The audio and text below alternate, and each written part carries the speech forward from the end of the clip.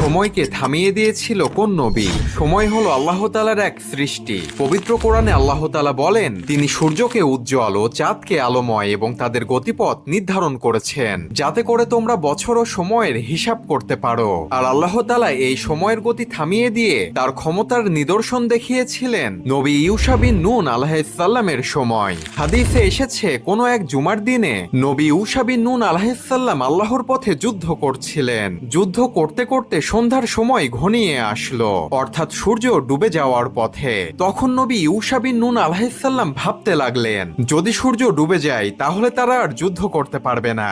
সেজন্য আল্লাহ তাআলার কাছে দোয়া করলেন সূর্যকে থামিয়ে দেওয়ার জন্য। আল্লাহ তাআলা দোয়া কবুল করলেন, আর তখনই অলৌকিকভাবে সূর্য বা সময় থেমে গেল। যতক্ষণ না নবী ইউশা বিন নুন আলাইহিস সালাম যুদ্ধে বিজয় না হলেন, ততক্ষণ সূর্য সে অবস্থাতেই থেমে থাকলো। সুবহানাল্লাহ। এমন ইসলামিক ভিডিও